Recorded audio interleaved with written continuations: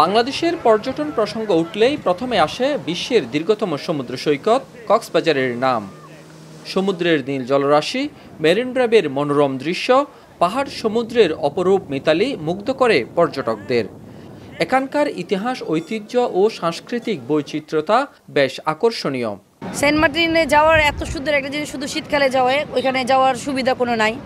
এটা আমরা চাই যেন সবসময় যেন সেন্ট মার্টিন বা 12 মাসে যেন আমরা যেতে পারি। এখানে আমাদের দেখার অনেক জায়গা আছে, অনেক সুন্দর জায়গা আছে, কিন্তু আমাদের কোনো সুবিধা নেই যাওয়া আসা। এইটা তো পৃথিবীর বৃহত্তম সমুদ্র সৈকত, কিন্তু নামেই বৃহত্তম, কিন্তু কাজে কিছু নেই। এটার কোনো উন্নতি নাই, দিন দিন এটার অবনতি হইতেছে। আমাদের কক্সবাজার সমুদ্র বিচ ছাড়া অনেক কিছু আছে, আপনার সমুদ্রের সাথে অনেক কিছু, কিন্তু আমাদের যাতায়াত ব্যবস্থাটা ভালো না। এবারের বিশ্ব পর্যটন দিবসে কক্সবাজারে থাকছে নানা আয়োজন। আমরা আশা করতেছি সেটা গেস্ট আসবে। এখন পরিস্থিতিও এখন একটু মোটামুটি দেশের পরিস্থিতি ভালো। আমরা 50% ডিসকাউন্টটা দিয়েছি। ফুডের উপর 15% ডিসকাউন্ট এবং রুম ট্যারে 50% ডিসকাউন্ট চলছে। ব্লাড ডোনেশন প্রোগ্রাম চলমান আছে।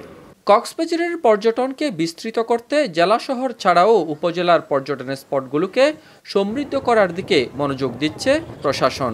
বিশ্ব পর্যটন দিবস হিসাবে নয়, আপনারা জানেন যে সামনে শীতকাল আসছে, টুরিস্টও প্রচুর এখন আসা যাওয়া শুরু করছে, যে আমরা নিরাপত্তা ব্যবস্থাটা টুরিস্ট পুলিশের পক্ষ থেকে জোরদার করা হয়েছে।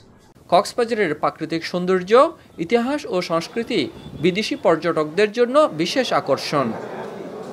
সেবার মান ও নিরাপত্তা বাড়ালে কক্সবাজারের অপার প্রাকৃতিক সৌন্দর্য দেখতে ছুটে আসবেন বিশ্বের পর্যটকরা, এমনটাই প্রত্যাশা করছেন পর্যটন সংশ্লিষ্টরা। মজিব হোসেন শাকিল, এটিএন বাংলা, কক্সবাজার।